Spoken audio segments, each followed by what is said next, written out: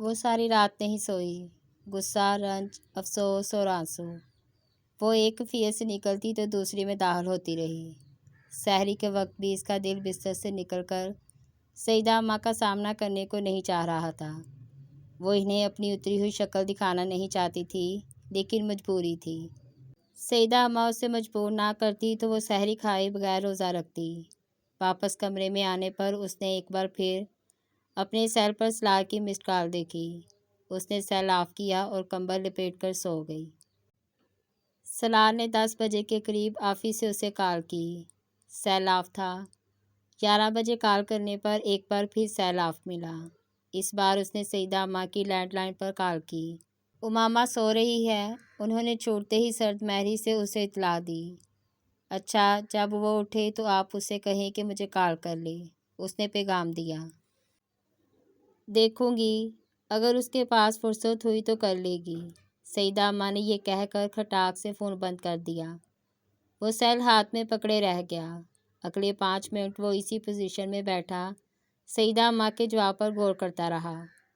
امامہ کو اس کا پیغام مل گیا تھا اور سیدہ اماں نے سلار کو دیا جانے والا جواب اسے سنا دیا۔ وہ خاموش رہی۔ آج بھائی صاحب کی طرف چلیں گے، سیدہ اماں نے اسے چپ دے کر کہا۔ آج رہنے دیں، سلار کے گھر والے آ رہے ہیں، بعد میں بات کر لیں گے، امامہ نے سیدہ اماں سے کہا۔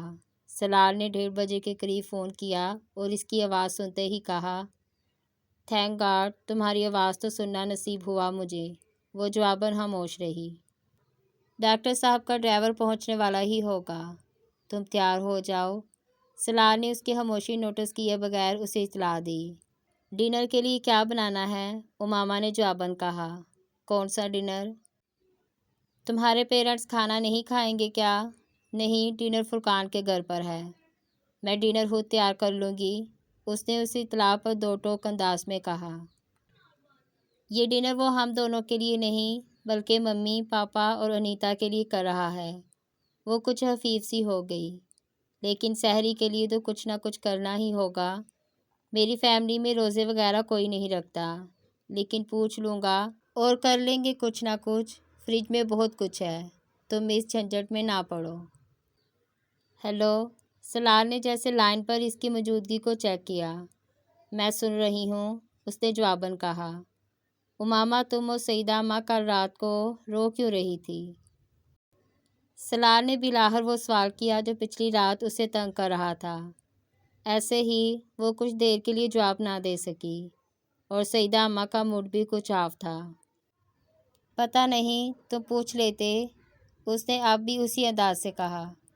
چلو تم اب تیار ہو جاؤ، گھر پہنچ جاؤ تو مجھے ٹیکسٹ میسج کرنا، اگر میں فری ہوا تو تمہیں کال کر لوں گا، امامہ نے جواباً خدا حافظ کہہ کر فون بند کر دیا۔ اس کا دل چاہا تھا اس سے کہے ضرورت نہیں۔ وہ تقریباً 2:30 بجے ڈاکٹر صاحب کے ڈرائیور کے ساتھ اس کے اپارٹمنٹ میں پہنچی تھی، اور اس نے آتے ہی سب سے پہلے دونوں بیڈ رومز چیک کیے تھے۔ بیڈ رومز یا باتھ روم میں کچھ رکھنے کی ضرورت پیش نہیں آئی۔ سلار آفس جانے سے پہلے یقیناً ہر کام خود ہی کر کے گیا تھا۔ اس نے ایک بار پھر اپنے وجود کو بے مصرف محسوس کیا۔ ایک بیڈ روم شاید پہلے ہی گیسٹ روم کے طور پر استعمال ہو رہا تھا، جبکہ دوسرا بیڈ روم وہ اسٹڈی کے طور پر بھی استعمال کر رہا تھا۔ وہاں ایک ریک پر کتابوں کے ڈھیر کے علاوہ اسی طرح کے ریکس پر ڈیز اور ڈیز کے انبار بھی نظر آئے۔ سٹنگ روم میں موجود ریکس پر بھی ڈیز اور ڈیز تھیں، لیکن ان کی تعداد اس کمرے کی نسبت بہت کم تھی۔ کمرے میں کچھ میوزیکل انسٹرومنٹس بھی پڑے ہوئے تھے، اور ایک اسٹڈی ٹیبل پر ایک ڈیسک ٹاپ تھا۔ وہ اسٹڈی ٹیبل اس کمرے کی وہ واحد چیز تھی جس پر پڑے کاغذ، فائلز اور ڈسک آرگنز اسے بے ترتیب نظر آئے۔ وہ اٹھنے سے پہلے اسے ٹھیک کرنا بھول گیا تھا، یا شاید اس کے پاس وقت نہیں تھا۔ ایک لمحے کے لیے اسے خیال آیا کہ وہ ان پیپرز کو ٹھیک کر دے۔ اگلے ہی لمحے اس نے اس خیال کو اپنے ذہن سے جھٹک دیا۔ اسے خدشہ تھا وہ یہ کام سلار جیسی پرفیکشن کے ساتھ نہیں کر سکتی تھی، اور اگر کوئی پیپر ادھر ادھر ہو گیا تو وہ دروازہ بند کر کے باہر نکل آئی۔ فریج اور فریزر میں واقعی کھانے کا بہت سا سامان تھا، اور اس کو یقین تھا کہ ان میں سے 90% اشیاء فرقان اور نشین کی محرون منت تھیں، جو چیزیں سالار کی اپنی خریداری کا نتیجہ تھیں۔ ان میں پھلوں کے علاوہ ڈرنکس اور ٹین پیکس فوڈ آئٹمس کی ایک محدود تعداد تھی۔ اس نے چند ٹن نکال کر دیکھے، وہ تقریباً سب کے سب سی فوڈ تھے۔ امامہ کو کھانے میں صرف ایک چیز ناپسند تھی، سی فوڈ۔ روزے کی وجہ سے اس کا معدہ حالی نہ ہوتا تو ان ڈبوں پر بنے ہوئے کیریبس اور پرانس دیکھ کر اسے وامٹنگ شروع ہو جاتی۔ اس نے بڑی مایوسی کے عالم میں ان ٹینز کو واپس فریج میں رکھ دیا۔ یقیناً وہ ڈیکوریشن کے مقصد سے خرید کر نہیں رکھے گئے تھے، وہ خرید کر لاتا تھا تو یقیناً کھاتا بھی ہوگا۔ اس کا خراب موڈ کچھ اور ابتر ہوا۔ ابھی اور کیا کیا پتہ چلنا تھا اس کے بارے میں۔ اس نے کچن کے کیبنز کھول کر دیکھے اور بند کر دیے۔ اسے اندازہ ہو گیا تھا کہ اس کچن میں فریج کے علاوہ صرف کافی کیبنز اور برتنوں کے ریکس کے علاوہ کہیں کچھ نہیں۔ وہ کچن صرف ناشتے اور سینڈوچ والے ملز کے علاوہ صرف چائے یا کافی کے لیے استعمال ہوتا تھا۔ وہاں اسے چند فرائنگ پینس کے علاوہ کسی قسم کے پکانے کے برتن نظر نہیں آئے۔ کچن میں موجود کراکری بھی ایک ڈنر سیٹ اور چند واٹر سیٹ اور ٹی سیٹس پر مشتمل تھی، یا اس کے علاوہ کچھ مگز تھے یا پھر بریک فاسٹ سیٹ۔ یقیناً اس کے گھر آنے والے افراد کی تعداد بھی زیادہ نہیں تھی۔ وہ کچن سے نکل آئی۔ اپارٹمنٹ کا واحد غیر دریافت شدہ حصہ بالکونی تھا۔ وہ دروازہ کھول کر باہر نکل آئی، اور وہ پہلی جگہ تھی جہاں آتے ہی اس کا دل خوش ہوا تھا۔ 6 فٹ چوڑی اور 12 فٹ لمبی وہ ٹیرس نما بالکونی کو ٹیرس گارڈن کہنا زیادہ مناسب تھا۔ مختلف شکلوں اور سائزز کے گملوں میں مختلف قسم کے پودے اور بیلیں لگی ہوئی تھیں۔ وہ شدید سرد موسم میں بھی ان کی حالت بتا رہی تھی کہ ان پر خاصی محنت اور وقت لگایا گیا تھا۔ وہاں آس پاس کی بالکونیوں سے بھی اسے سبز رنگ کے پودے اور بیلیں جھانکتی نظر آ رہی تھیں، لیکن یقیناً سالار کی بالکونی کی حالت سب سے بہتر تھی۔ لاؤنج کی قد آدم کھڑکیاں بھی اسی بالکونی میں تھیں، اور بالکونی میں ان کھڑکیوں کے پاس دیوار کے ساتھ زمین پر ایک میٹ موجود تھا۔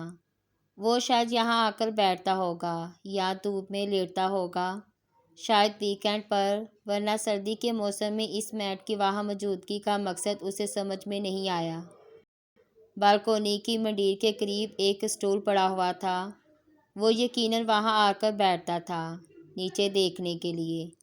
منڈیر پر مگ کے چند نشان تھے، چائے یا کافی پیتا ہے یہاں بیٹھ کر، مگر کس وقت؟ یقیناً رات کو، اس نے سوچا اور آگے بڑھ کر نیچے جھانکا۔ وہ تیسری منزل تھی اور نیچے بلڈنگ کا لان اور پارکنگ تھے۔ کچھ فاصلے پر کمپاؤنڈ سے باہر سڑک بھی نظر آ رہی تھی۔ وہ ایک پوش ایریا تھا اور سڑک پر ٹریفک زیادہ نہیں تھی۔ وہ واپس اندر آ گئی۔ وہ کپڑے تبدیل کر کے ابھی اپنے بال بنا رہی تھی جب اسے ڈور بیل کی آواز سنائی دی۔ فوری طور پر اسے نشین ہی کا خیال آیا تھا، لیکن دروازے پر ایک ریسٹورنٹ کا ڈیلیوری بوائے چند پیکٹس لیے کھڑا تھا۔ میں نے آرڈر نہیں کیا۔ اسے لگا شاید وہ کسی غلط اپارٹمنٹ پر آ گیا ہے۔ اس نے جواباً سالار سکندر کا نام ڈریس کے ساتھ دہرایا۔ چند لمحوں کے لیے وہ چپ سی ہو گئی۔ وہ کم از کم اتنا بے پرواہ نہیں تھا اس کے بارے میں کہ اس کے افطار کے لیے کچھ انتظام کرنا بھول جاتا۔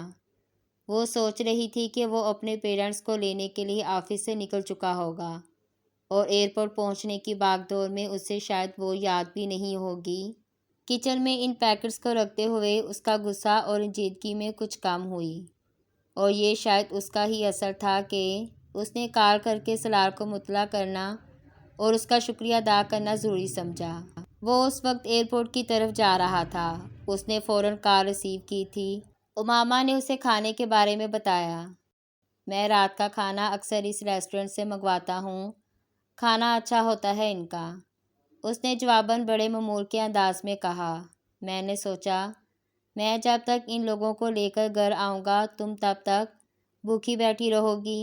وہ اس کا شکریہ ادا کرنا چاہتی تھی، مگر یکدم اسے احساس ہوا کہ یہ بہت مشکل کام ہے۔ سالار سے یہ 2 لفظ کہنا ایک عجیب سی جھجک تھی جو اسے محسوس ہو رہی تھی۔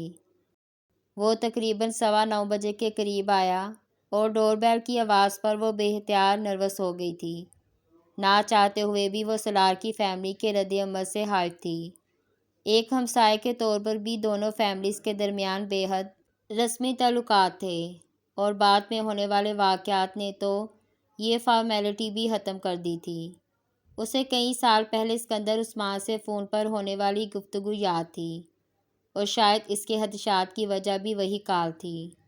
بیرونی دروازہ کھولتے ہوئے اسے احساس ہوا کہ اس کے ہاتھ بھی کانپ رہے تھے۔ اسکندر عثمان سمیت تینوں افراد اس سے بڑی گرم جوشی کے ساتھ ملے تھے۔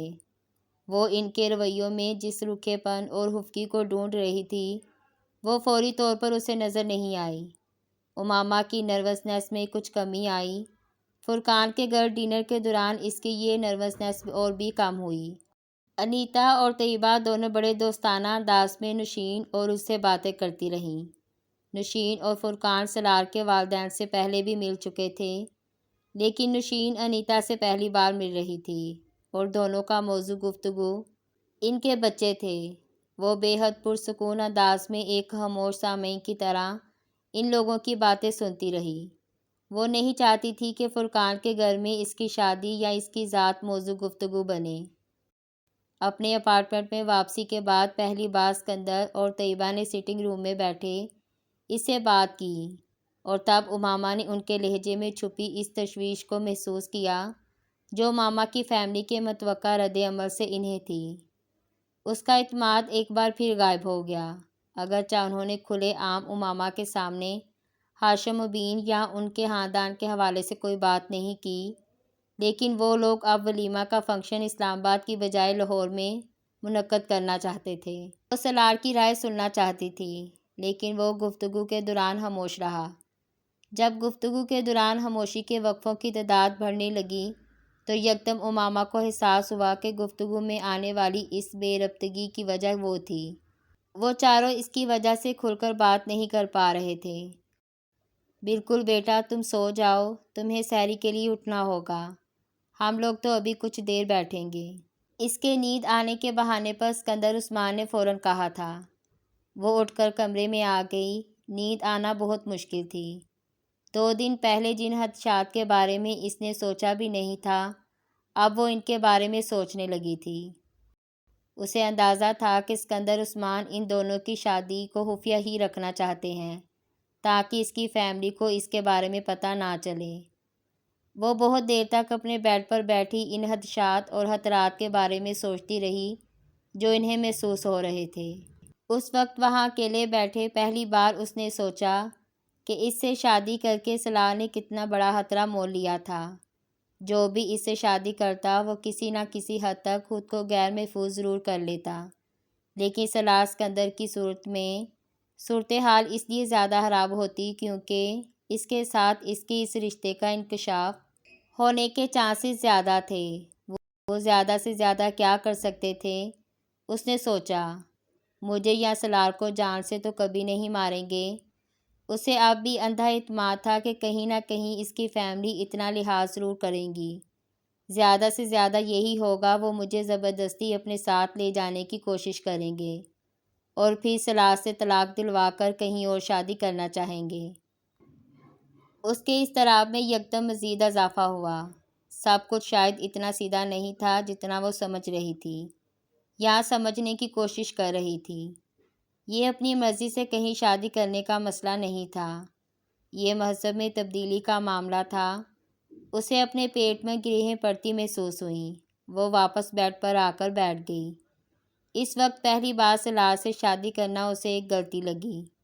وہ ایک بار پھر اسی کھائی کے کنارے آ کر کھڑی ہو گئی تھی جس سے وہ اتنے سالوں سے بچتی پھر رہی تھی۔ اب ہونے کو رہ کیا گیا ہے؟ اسکندر عثمان نے جواباً کہا۔ وہ جانتے تھے طیبہ کا اشارہ کس طرف تھا۔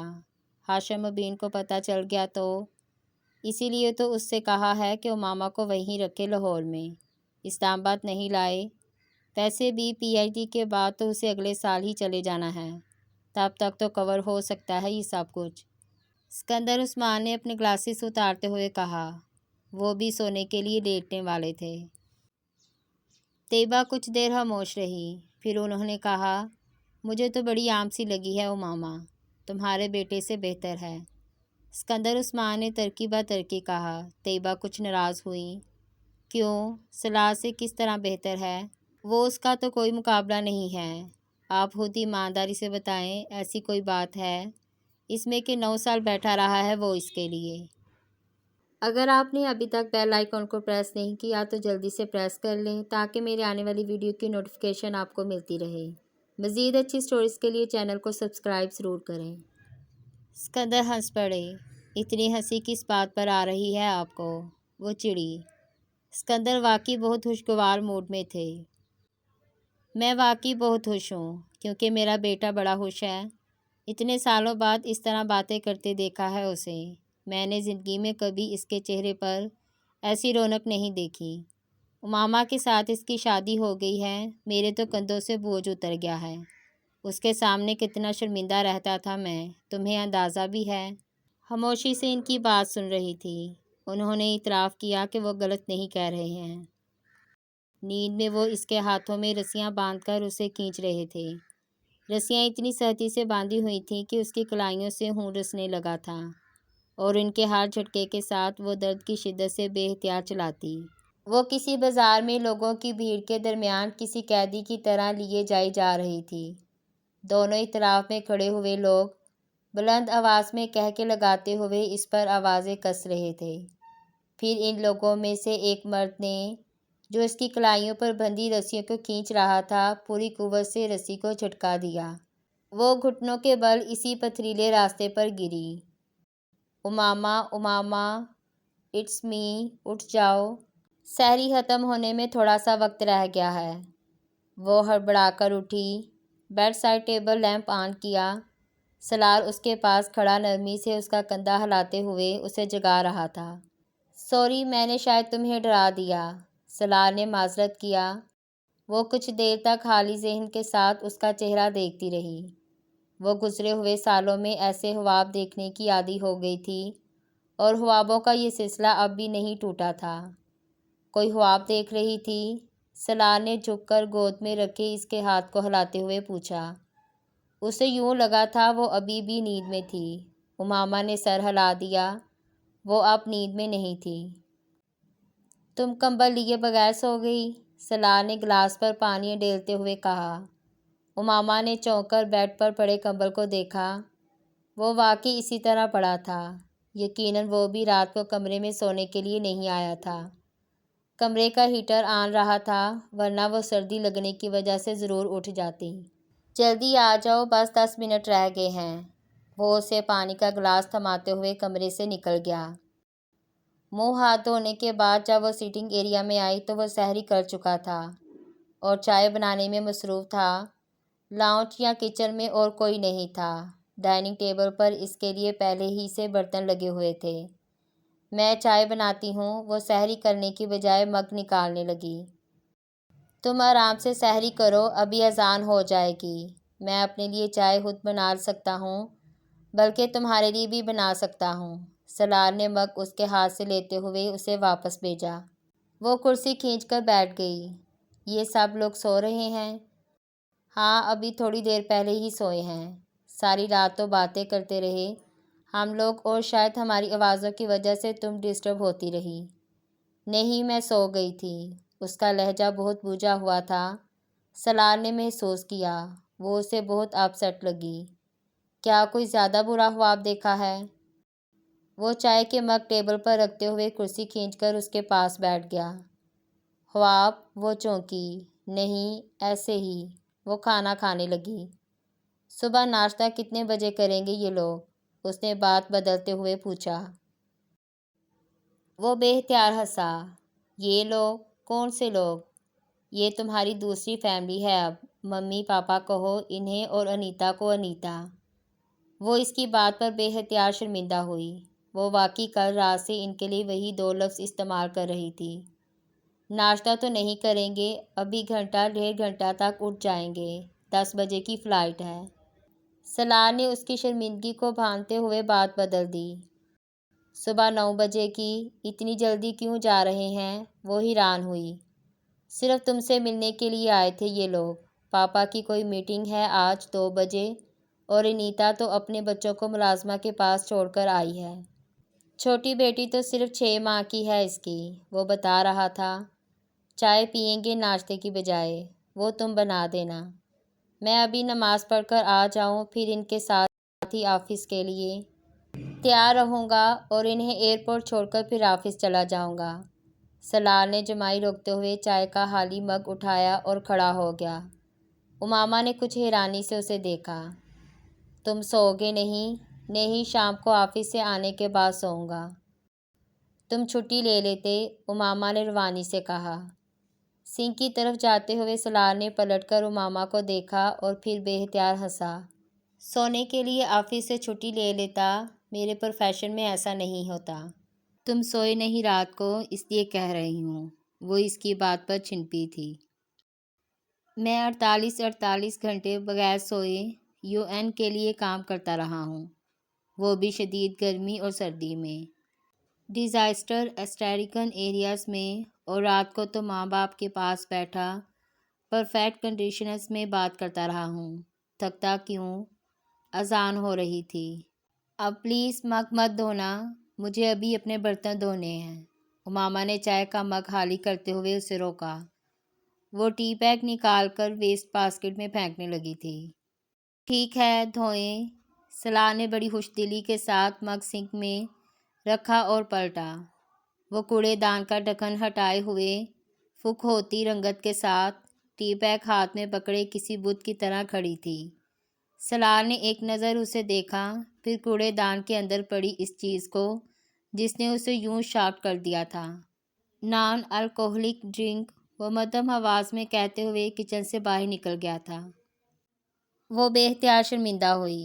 اسے یقین تھا وہ اس کوڑے دان کے اندر پڑے ہنجر بیئر کے اس خالی کین کو وہاں سے نہیں دیکھ سکتا تھا جہاں وہ کھڑا تھا۔ اس کے باوجود اس کو پتہ تھا کہ وہ کیا چیز دے کر سکتہ میں آئی تھی۔ اس نے ہنجر بعد میں پڑا، بیئر پہلے، اور یہ سلار سکندر کا گھر نہ ہوتا تو اس کا ذہن پہلے نان الکوہلک ڈرنکس کی طرف جاتا، مگر یہاں اس کا ذہن بے اختیار دوسری طرف گیا تھا۔ جھک کر ٹی بیگ پھینکتے ہوئے اس نے نان الکوہلک کے لفظ بھی کین پر دیکھ لیے تھے۔ کچھ دیر وہیں کھڑی وہ اپنی ندامت ختم کرنے کی کوشش کرتی رہی۔ پتہ نہیں وہ کیا سوچ رہا ہوگا میرے بارے میں، اور سلار کو بھی واقعی کرنٹ لگا تھا۔ وہ دونوں اپنے درمیان اعتماد کا جو پل بنانے کی کوشش کر رہے تھے، وہ کبھی ایک طرف سے ٹوٹ رہا تھا اور کبھی دوسری طرف سے۔ اس نے آخری بار شراب 8 سال پہلے پی تھی، لیکن وہ انرجی اور نان الکوہلک ڈرنکس تقریباً ہر رات کام کے دوران پیتا تھا۔ امامہ کو ویسٹ باسکٹ کے پاس شاک دے کر اسے یہ جاننے میں سیکنڈز بھی نہیں لگے تھے کہ ویسٹ باسکٹ میں پڑی کون سی چیز اس کے لیے شاکنگ ہو سکتی ہے۔ وہ کارپوریٹ سیکٹر سے تعلق رکھتا تھا اور جن پارٹیز میں جاتا تھا وہاں ڈرنکس ٹیبل پر شراب بھی موجود ہوتی تھی، اور ہر بار اس مشروب سے انکار پر کسی نے پچھلے 8 سال کے دوران شاید ایک بار بھی یہ نہیں سوچا ہوگا کہ وہ جھوٹ بول رہا ہے، کیونکہ ان میں سے کوئی بھی 9 سال پہلے والے سلار سکندر سے واقف نہیں تھا۔ لیکن وہ ایک فرد جو 2 دن پہلے اس کے گھر میں آیا تھا، اس کے پاس سلار کی کسی بات اور عمل پر شبہ کرنے کے لیے بڑی ٹھوس وجوہات موجود تھیں۔ یہ سب تو ہوگا ہی، ایسی حرکتیں نہ کرتا تب قابل اعتبار ہوتا۔ اب جب کہ ماضی کچھ اتنا صاف نہیں ہے تو اس پر اپنا اعتبار قائم کرنے میں کچھ وقت تو لگے گا ہی۔ بیرونی دروازے کی طرف جاتے ہوئے اس نے بڑی آسانی کے ساتھ سارا الزام اپنے سر لے کر امامہ کو بری الزامہ قرار دے دیا تھا۔ تمہارے کپڑے پریس کر دوں؟ اس نے بیڈ روم میں آ کر پوچھا۔ وہ ڈریسنگ روم میں وارڈروب کھولے اپنے کپڑے نکال رہا تھا۔ نہیں، میرے کپڑے تو پریس ہو کر آتے ہیں۔ ایک ہینگر نکالتے ہوئے وہ پلٹ کر مسکرایا تھا۔ امامہ کو یکدم اپنے کانوں کے بندے یاد آئے۔ تم نے میرے ایئرنگز کہیں دیکھے ہیں؟ میں نے واش روم میں رکھے تھے، وہاں نہیں ملے مجھے۔ ہاں، میں نے اٹھائے تھے وہاں سے، وہ ڈریسنگ ٹیبل پر ہیں۔ سلار 2 قدم آگے بڑھا اور ایئرنگز اٹھا کر امامہ کی طرف بڑھا دیے۔ یہ پرانے ہو گئے ہیں، تم آج میرے ساتھ چلنا، میں تمہیں نئے لے دوں گا۔ وہ ایئرنگز کانوں میں پہنتے ہوئے ٹھٹکی۔ یہ میرے ابو نے دیے ہیں جب مجھے میڈیکل میں ایڈمیشن ملا تھا، میرے لیے پرانے نہیں ہیں۔ تمہیں ضرورت نہیں ہے اپنے پیسے ضائع کرنے کی۔ اس کا رد عمل دیکھنے کے لیے امامہ نے پلٹ کر دیکھنے کی زحمت تک نہیں کی۔ وہ بیڈ روم کا دروازہ کھول کر باہر چلی گئی تھی۔ وہ اگلے کچھ سیکنڈز وہیں کھڑا رہا۔ وہ محبت سی کی ہوئی آفر تھی جسے وہ اس کے منہ پر مار کر گئی تھی۔ کم از کم سلال نے یہی محسوس کیا تھا۔ اسے یہ احساس نہیں ہوا تھا کہ محبت سے کی جانے والی اس آفر کو اس نے ضرورت پوری کرنے والی چیز بنا دیا تھا۔ وہ مرد تھا، ضرورت اور محبت میں فرق نہیں کر پاتا تھا۔ وہ عورت تھی، ضرورت اور محبت میں فرق رکھتے رکھتے مر جاتی۔